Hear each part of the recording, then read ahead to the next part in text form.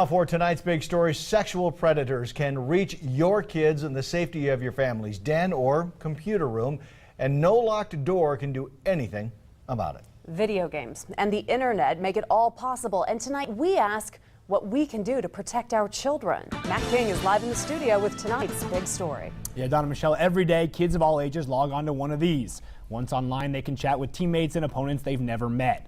Last week, the state of New York reached an agreement with some of the biggest video game companies in the world to ban registered sex offenders in that state from online gaming networks. Idaho and every other state in the country has no such ban.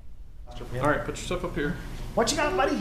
Eric Smith and his two young sons frequent VIP games for the store's variety and its collection of Scooby Doo DVDs. It's not like it was when we were kids. But Eric's not just talking about the relative ease with which he can now bring the nervous cartoon Great Dane into his home. Your kid has to understand when they hear someone asking that information, they cannot give it out. This father works for a major video game company. His 5-year-old and 3-year-old already play, but he doesn't let them do so on the internet. The kids today don't understand what an online friend is versus a real friend. You know, they don't separate that.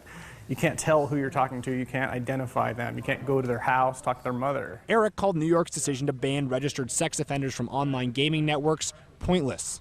The internet has no borders, so predators in other states and countries can still approach New York's children online. Instead, Eric preached the importance of education.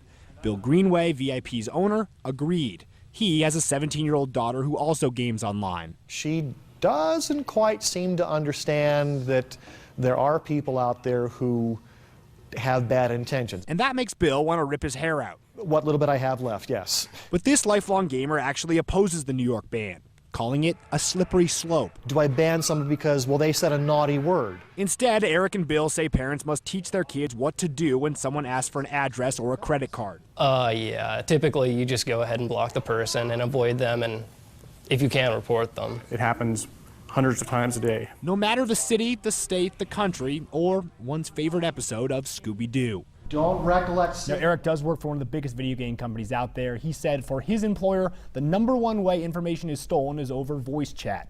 I tried to get an interview with the director of Idaho's Internet Crimes Against Children Task Force, but he was unavailable today. Live in studio, Matt King, today's 6 News. Okay, so if you're like me, you're asking this question, how do you keep your kids safe? Well, the FBI provides some tips. First, beware of the time that your child spends online, especially at night.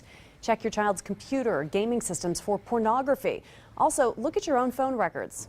Who's possibly calling your child and who's your child making phone calls to? Beware of mail or gifts from someone your child could have met online. And make sure your child is not using somebody else's account. Sex offenders frequently set up an account just to communicate with kids.